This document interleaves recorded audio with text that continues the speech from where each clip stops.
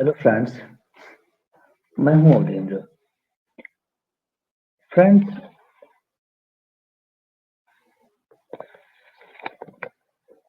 मेरा point of debate जो है Bangladesh, Islamisation of Bangladesh.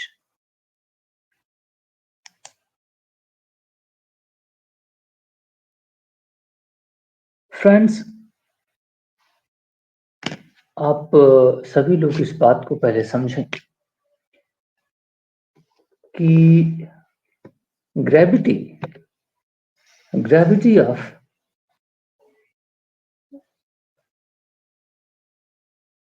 unpolitical settlement, unsettled political issues, gravity of unsettled political issues।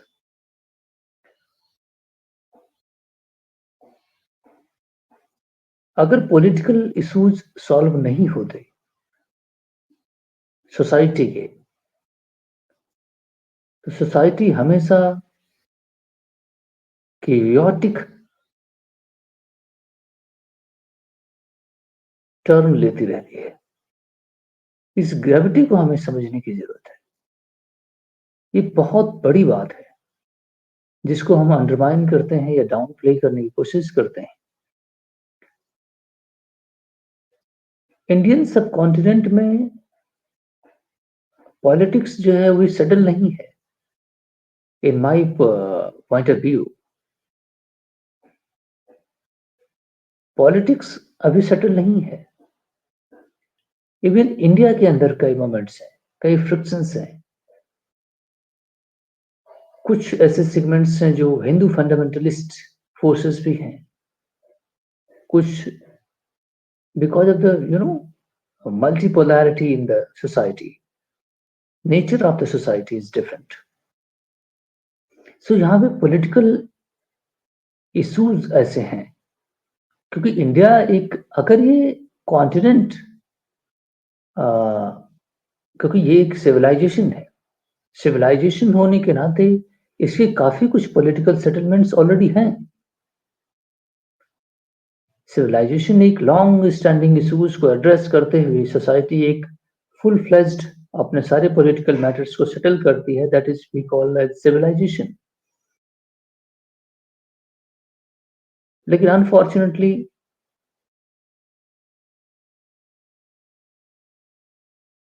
मेरा जो डिबेट होगा, अगर मैं उसको ले जाता हूँ, अगर मैं बात करता हूँ, तो आप उसको ऑब्जेक्टिवली समझें, रादर देन कि आप मैं अलग अलग रिलीजियस डिनोमिनेशन या हमारे जातीय धर्म को लेकर के गालियां देना शुरू हो जाए। We are objectively discussing it, okay, for enlightenment. ये हमारा डिस्कशन है। आप इसमें गालियां देने के लिए ना उतर जाएं, मेरा रिक्वेस्ट है। मुस्लिम्स पर्टिकुलरली जब आए, इनका दो रूल है। रिलीजन एक चीज है, दूसरा जो है पॉलिटिकल और कल्चरल इन्फ्लुएंस लेकर के फोर्सफुली आना और कन्वर्ट करना, सप्रेस करना, तलवारों के दम पर फंडामेंटलिस्ट होना, ये एक कैरेक्टर है। दूसरा कैरेक्टर है रिलीजन एज ए पीसफुल। जिस तरह से बुद्धिज्म है, जैनिज्म है, या फिर सिखिज्म है। इंडिया के यहाँ पे नेचुरली रह रहे लोगों के अपने जो रिलीजन है, जिनको हम हिंदू कहते हैं,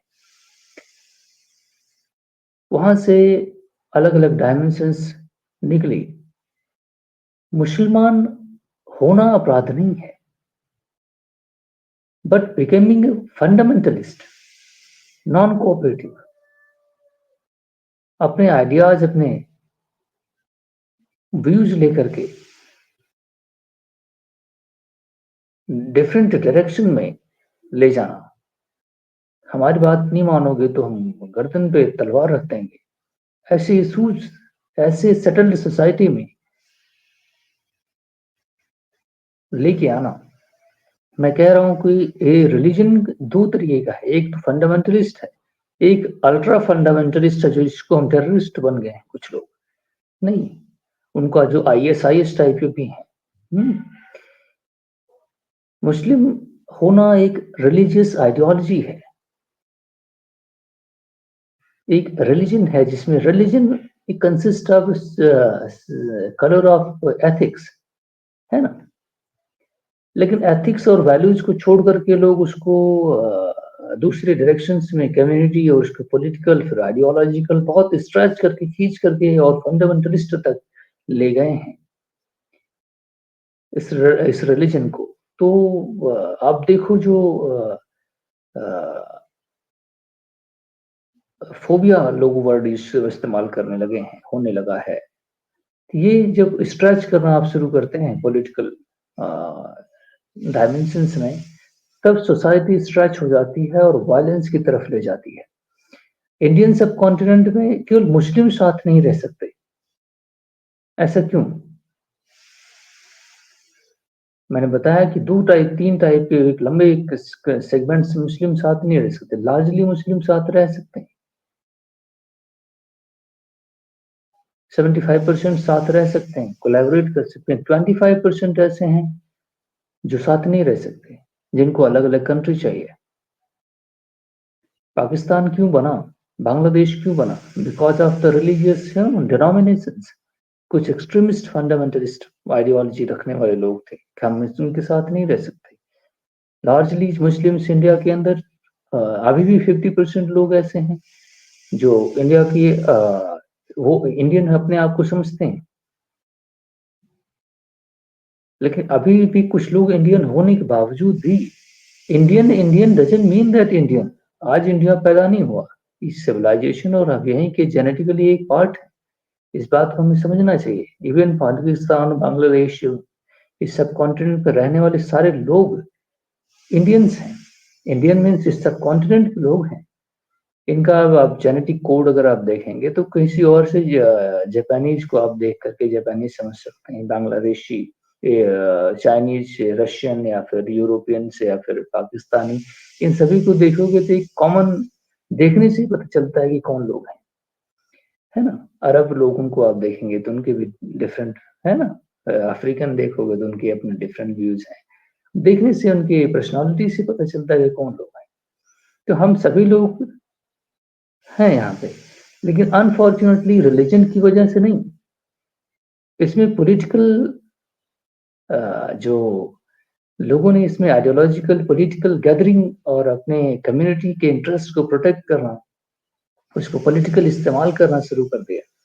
नहीं, इससे डिफरेंशिएशन और सोसाइटी के अंदर एक केओटिक रोल स्टार्ट हो गया, एक घुल-मिल सा गया है और उसमें वायलेंस भी आ गया सोसाइटी के अंदर।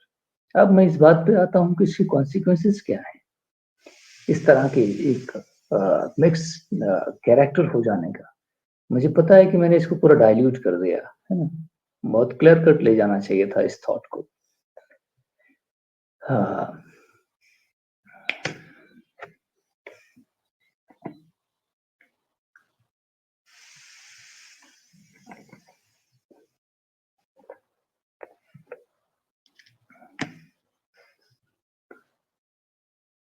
पॉइंट ऑफ फोकस जो होना चाहिए, वो बांग्लादेश है। अगर सोसाइटी के अंदर पॉलिटिकल इश्यूज एड्रेस नहीं होते, तो कॉन्सिक्वेंसेस क्या आते हैं? वायलेंस, काउंटर वायलेंस, ग्रुपिंग्स, फिर डिफरेंट ग्रुपिंग्स। इनको इस कम्युनिटी को तुमने मारा तो फिर वो कभी स्ट्रेंथन होगी, वो तुम्हें मारेगी। एक साइकिल ऑफ विशियस वायलेंस में सोसाइटी चली जाती है। इंडिया और पाकिस्तान के बीच केवल जम्मू एंड कश्मीर डिस्प्यूट ही नहीं है, इसमें आइडियोलॉजिकल डिस्प्यूट भी है। अदरवाइज जम्मू एंड कश्मीर कोई डिस्प्यूट नहीं है। इवन पाकिस्तान का बनना भी कोई डिस्प्यूट नहीं है। अगर यहीं के लोग हैं ये सारे लोग, तो डिस्प्यूट क्यों? और ये बाउंड्री लाइन क्यों? न्यूक्लियर बम क्यों बनाया गया? For what purpose? इस बात को हमें समझना चाहिए कि केवल और केवल एक ही डिस्प्यूट नहीं है। 10 लाख से ज़्यादा लोग स्लॉटर कर दिए गए डिवीज़न के दौरान। समझने वाली बात है कि क्या है और क्यों मार दिए गए? Who will take the responsibility? The chaos। इस बात को अगर आपको समझना है तो आप अब देखिए ये सोसाइटी कभी सेटल होगी क्या? आज जो हिंदूज़ के साथ आपने बदमाशियाँ की हैं बांग्लादेश के अंदर, वो भी किसी उस मिलियन पॉपुलेशन में अगर अ, 4 से 10% भी लोग हैं, तो लार्ज नंबर है वो। मिलियन पॉपुलेशन में 10% भी काफ़ी नंबर होता है। अगर वही वायलेंस पे उतर आए तो बांग्लादेश का नेचर बदल जाएगा। Day to day bomb blast, day to day आना-जाना जिस तरह पाकिस्तान को विटनेस कर रहे हैं। बलूचिस्तान के अभी पॉलिटिकल डिस्प्यूट सेटल नहीं हुए। वजीरिस्तान का पॉलिटिकल डिस्प्यूट, नॉर्थ फाटा का भी पॉलिटिकल डिस्प्यूट सेटल नहीं हुआ। सिंध में कुछ सेगमेंट्स हैं जिनको आपने सप्रेस कर रखा है। Even Jammu and Kashmir Pakistan occupied regions को भी आप अभी पॉलिटिकल सेटलमेंट नहीं हुआ। ये सारे लोग तभी तो वहाँ हर दिन बम ब्लास्ट और हर दिन मार धकड़ हो रही है। सोसाइटी में अनसेटल्ड बिहेवियर है। इसको हमें सेटल करने की ज़रूरत थी।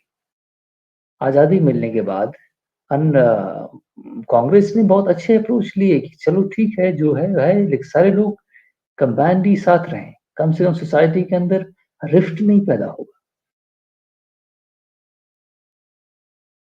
हर सोसाइटी का जो अपना political standard X Y Z जिनका जो शेयर है उसे पॉलिटिकल शेयर मिल जाना चाहिए और डेमोक्रेसी के अंदर हर किसी को शेयर मिल जाता है। उनके अपने रिप्रेजेंटेटिव होते हैं, उनके अपने व्यूज को रिप्रेजेंट करते हैं, पार्लियामेंट में लॉ बनाते हैं। That's all, that's the nature of state. लेकिन अगर पॉलिटिकल इश्यूज सेटल नहीं होते तो वो बांग्लादेश को इफेक्ट करेगा, लेकिन उसका डायरेक्ट इम्पैक्ट इंडिया को आएगा क्योंकि 4000 किलोमीटर का बॉर्डर है।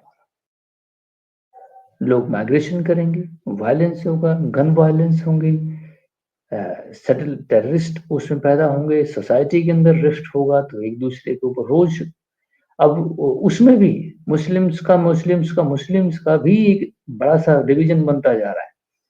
अब वहाँ पे जो पार्टीज बनी है बांग्लादेश नेशनलिस्ट पार्टी, उसका अपना इश्यूज है, आवामी लीग का अपना इश्यूज है। नहीं, अब जो अभी रूल इन लोगों ने बनाया हुआ उसमें आवामी लीग या उसके रिप्रेजेंटेटिव, उसके सपोर्टर्स सभी को जेल में भेजना, इवन जज, प्रेसिडेंट, सारे कानून को चेंज करना, पूरा उसमें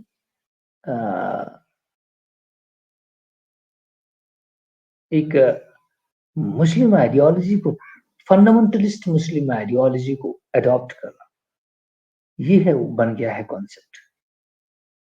अनफॉर्चुनेट है ये सोसाइटी को सेटल नहीं होने देगा। अब फिर से क्या है, बांग्लादेश नेशनलिस्ट पार्टी के सारे लोग अब उसमें उसके सपोर्टर नहीं है।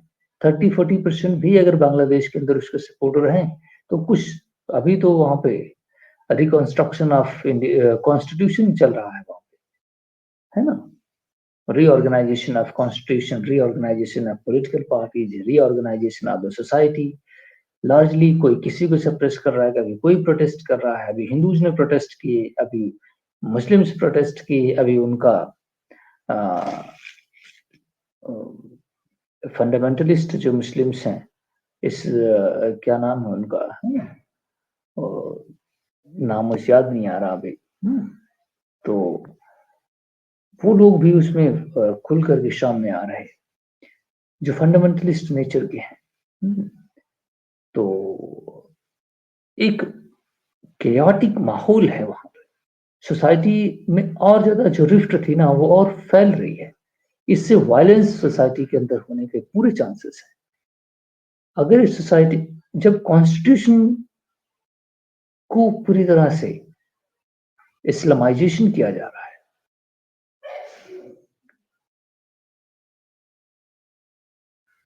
ये किस दिशा में जाएगी सोसाइटी जो अभी अनसेटल्ड है, कुछ भी कहना मुश्किल है।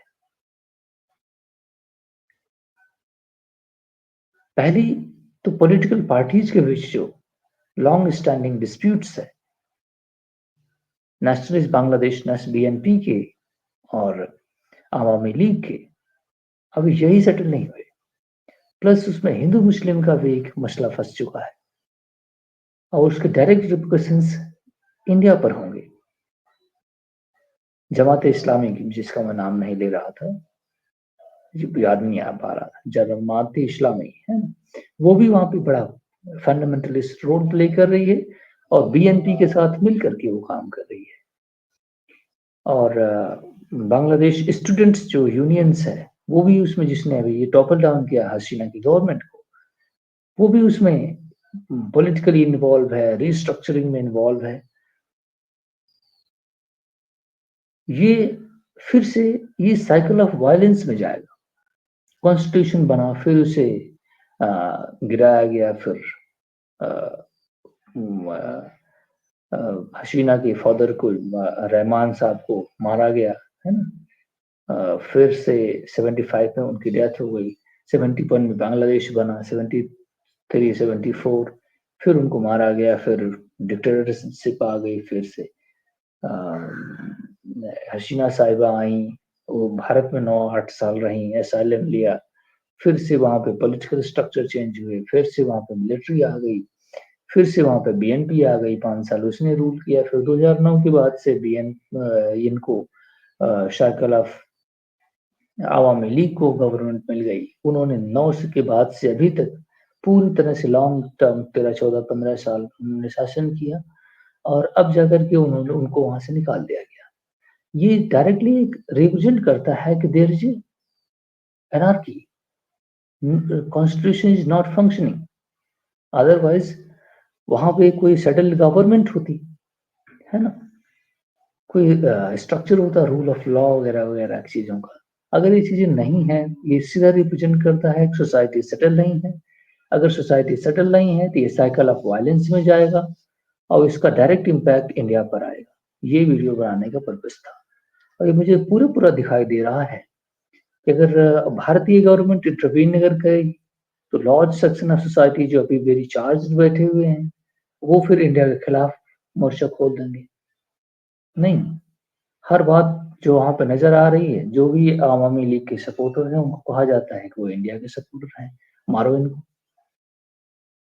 नहीं, तो जो कॉन्स्टिट्यूशन ड्राफ्ट किया जा रहा है in the name of rule of law, goodness, democracy वगैरह वगैरह, ये सारा इस्लामाइजेशन हो रहा है। सारे पार्टीज को बैन किया जा रहा है, अवामी लीग को बैन किया जा रहा है और सेक्युलर कैरेक्टर खत्म किए जा रहे हैं, हिंदूज के राइट लिए जा रहे हैं और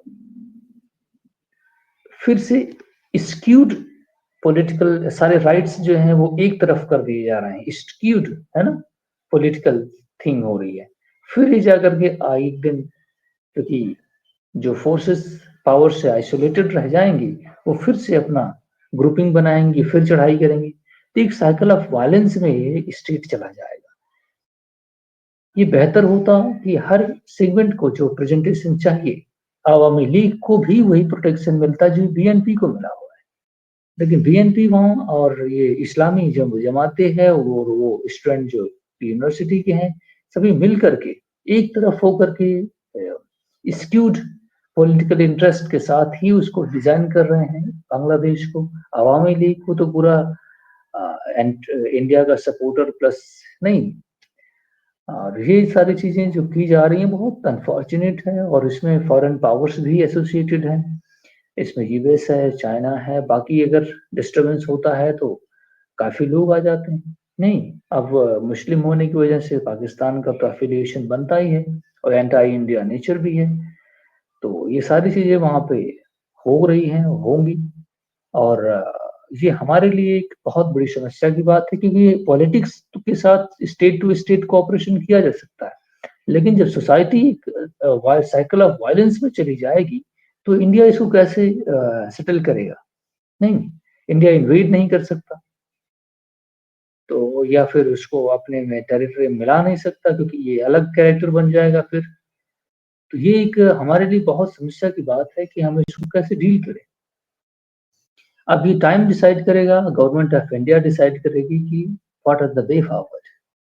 लेकिन मैं इसमें बहुत वायलेंस देख रहा हूँ, साइकिल ऑफ वायलेंस, और ये नेचर है सोसाइटी का जो सेटल नहीं हुआ है ना? ये अभी केवल केवल यहीं पे नहीं हो रहा है, ये आजकल का डिस्प्यूट नहीं है, ये इंडियन सबकॉन्टिनेंट का ही डिस्प्यूट है। मैं इसलिए कॉन्टेक्स्ट शुरू किया था कि इंडिया के अंदर, इस सबकॉन्टिनेंट के अंदर ही ये चीज़ पाया जाता है, और अगर ये चीज़ सेटल नहीं हुई, तो वायलेंस होते रहेंगे, नहीं? So thank you very much my friends for watching.